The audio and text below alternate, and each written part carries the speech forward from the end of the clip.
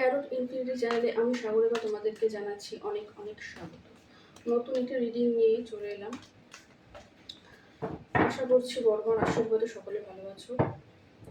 Thank you universe, thank you angel, এবং সকলকে ধন্যবাদ জানিয়ে আজকে রিডিংটি শুরু করছি। তোমার জন্য এই মুহূর্তে কি জেনে রাখা জরুরি? ডিভাইন মেসেজ, তোমার জন্য ডিভাইন মেসেজ। প্লিজ দেখাও universe, guide me Michael. Universe কি মেসেজ দিতে চাইছেন বা ডিভাইন কি মেসেজ দিতে চাইছে তোমার জন্য? Thank you, thank you. আচ্ছা, এই দুটো নিলাম, এটাও নিচ্ছি। থ্যাংক ইউ বাবা। জাজমেন্ট,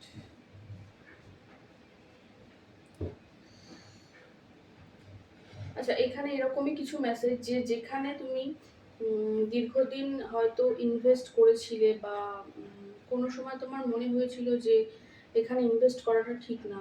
এটা হতে পারে মেন্টালি বা ইমোশনালি তুমি ইনভেস্ট করেছো, বা ফিনান্সিয়ালিও কেউ কেউ এখানে ইনভেস্ট করতে পারো। তো সেখানে কিন্তু বলা হচ্ছে যে এবং সেখান থেকে তুমি মুখ ফিরিয়ে চলে গেছো দীর্ঘদিন ধরে ইনভেস্ট করার পরেও, বা তোমার মনে হচ্ছে ওখানে কোনো সফলতা নেই, ওখানে কোনো সুবিধা আমি পাবো না। হতে পারে ওখানে অনেক কিছু আছে, অনেক চাকচিক্য আছে, কিন্তু ওখানে আমার জন্য কিছু নেই, এরকম কিছু মনোভাব নিয়ে তোমরা ওই জায়গাটি ত্যাগ করে চলে গিয়েছিলে। হতে পারে কোনো মানুষকে ছেড়ে চলে গিয়েছিলে, বা কোনো স্থান থেকে চলে গিয়েছিলে। ঠিক আছে, ভালো কিছুর জন্যই উদ্দেশ্যেই এগিয়ে গেছিলে। তো কিন্তু কেউ কেউ এখানে আছো যারা হচ্ছে ইমোশনাল ব্যালেন্স পাওনি, ইমোশনাল স্টেবিলিটির খোঁজে গেছিলে। অর্থাৎ তাকে হয়তো কখনো ভালোবাসতে, কিন্তু সে ভালোবাসা দেখায়নি, এবং তোমাকে তোমার যোগ্য সম্মানটুকু হয়তো দেয়নি। তো এই পরিস্থিতিতে তুমি কিন্তু ওই কাপগুলি ছেড়ে, কাপের মুখ ছেড়ে চলে গিয়েছিলে, এবং তোমারও মনে হয়েছিল যে আমি এগিয়ে যাব। তুমি সরে আসছিলে, এবং কুইন অফ কাপসের এনার্জিতে এখানে কেউ কেউ আছো, অর্থাৎ ইমোশনাল কাপটি তুমি বন্ধ করেছো। তোমার যে ইমোশন আছে বা ভালোবাসা যেটা দেখাচ্ছিলে এতদিন, সেটা কিন্তু দেখানো তুমি টোটালি অফ করেছো। সেলফ গ্রোথ, অর্থাৎ নিজের কি করলে উন্নতি হবে সেরকম কেউ কেউ এখানে চিন্তা করছো। কাপটা নিয়ে তুমি বসে আছো, তোমার ইমোশনটা কিন্তু বন্ধ, ইমোশনটা কাউকে দেখাচ্ছ না, শো করছো না। কিছুটা নিজেকে গুটিয়ে নেওয়া, মানে অনেকটা বড় ধাক্কা পাওয়ার পর মানুষ তো নিজেকে গুটিয়ে নেয়, সেরকমই কিছু গুটিয়ে নিয়েছো নিজেকে, এরকমই কিছু একটা ব্যাপার। তো এই মুহূর্তে কিন্তু কিছুটা ডিস্টার্বড আছো, কোনো একটা কারণে ডিস্টার্বড আছো, কোনো বিশেষ কারণে ডিস্টার্ব হতে পারো। আর প্রার্থনা, প্রেয়ার করছো কেউ কেউ এখানে।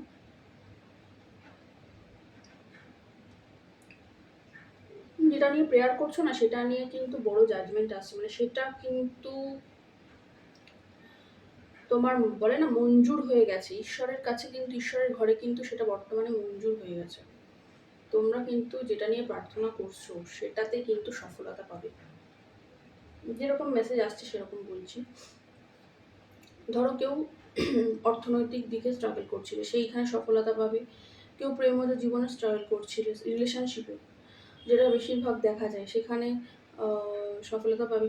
কেউ মন্দির ভিজিট করতে চাইছিলে, মা কালীর মন্দির ভিজিট করতে চাইছিলে, যেতে পারছিলে না দীর্ঘদিন ধরে মায়ের মন্দিরে, কিন্তু মাকে প্রার্থনা করছিলে যে আমার যাওয়াটা বাধা পড়ছে, সেখানে কিন্তু সফলতা পাবে। কারণ আমার একটা ভিজুয়ালাইজ হচ্ছে যে মায়ের মন্দির, দক্ষিণেশ্বরের মন্দিরে কেউ কেউ চাইছো, বা যে কোনো মায়ের মন্দিরে যেখানে মা আছেন, বাবা আছেন, পিতা মহেশ্বর। তো ডিভাইন প্লেস কেউ কেউ ভিজিট করতে চাইছো, মানে মন্দির, তোমরা যে যে ধর্মে দেখো না কেন, তো মন্দির ভিজিট করতে চাইছো, সেখানেও কিন্তু হবে। আর যারা দীর্ঘদিন ধরে কোনো সম্পর্কে স্ট্রাগল করছিলে এবং সম্পর্কের জন্য অনেকটা করেছো, করে বর্তমানে চুপচাপ হয়ে গেছো, নিজের কাপটা গুটিয়ে নিয়েছো, তাদের সেই সম্পর্কে আসতে চলেছে সফলতা।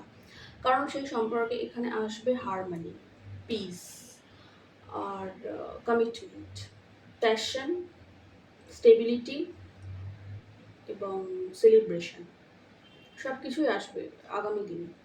তো যেখান থেকে তুমি চলে গিয়েছিলে, বা হতে পারে তোমার তুমি যার কথা ভেবে এই মুহূর্তে রিডিংটা দেখছো, সেই ব্যক্তি তোমাকে ছেড়ে দিয়ে চলে গিয়েছিল, সে কিন্তু চলে যাওয়ার পর তুমি তোমার ভালোবাসার কাপটি বন্ধ করেছো এবং তুমি তোমার মতন জীবনে এগিয়ে যেতে চেয়েছো আর কি, এগিয়ে গেছো। এবং কোথাও গিয়ে ইমোশনাল কাপটা অফ করেছো, ইমোশন তাকে আর শো করনি। যদি সে ব্লক করে থাকে, ব্লক করে রেখেছে এরকম একটা মনোভাবে ছিলে।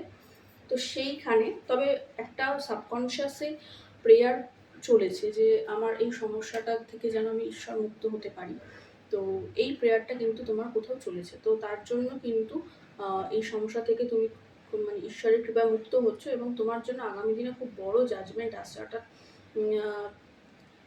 ঈশ্বরের থেকে কিছু একটা তুমি দেখতে পাবে যে হ্যাঁ, এটা আমার জীবন আলটিমেটলি হলো, এবং সেটা পজিটিভ হবে। কোনো নেগেটিভিটি কিন্তু নেই, মনে রেখো, কোনো নেগেটিভিটি কিন্তু সেখানে থাকছে না।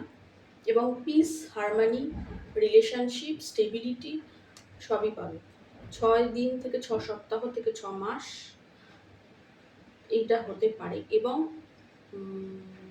তোমার জীবনে তুমি যার জন্য সময় ইনভেস্ট করেছিলে বা ভালোবাসা ইনভেস্ট করেছিলে, বা তাকে খুবই আর কি সৎভাবে তার জীবনে তার কাছে গেছিলে, সেই ব্যক্তিটি ফিরতে পারে অথবা নতুন কোনো মানুষ ফিরতে পারে। তবে যে মানুষটি আসতে পারে তোমার জীবনে, সে কিন্তু বেশ স্টেবল হবে এবং তার কিন্তু নাম যশ আছে, প্রতিপত্তি আছে, এবং সে বেশ মানে তোমাকে জয় করে নিতে হবে। মানে তার মনে এরকম একটা ভাবনা আছে যে এত কিছু হয়ে গেল, এরপর আমি ওকে জয় করে নেবো, এই সম্পর্কটা আমি জিতে নেবো। তো তার মধ্যে কনফিডেন্স খুব বেশি আছে, কনফিডেন্ট ব্যক্তি। তো এরকম যদি কেউ থাকে, তুমি তো বুঝতেই পারবে।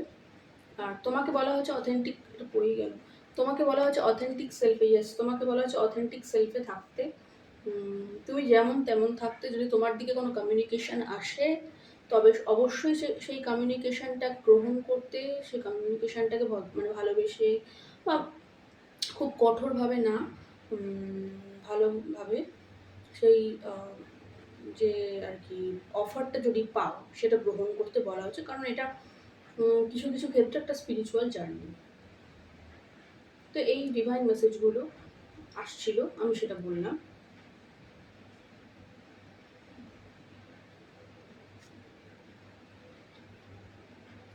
এই সম্পর্কে কোথাও কোনো ছোটোখাটো অফার আগে, মানে পাস্টে হয়তো ছোটোখাটো অফার বা কিছু পেয়েছিলে, এবং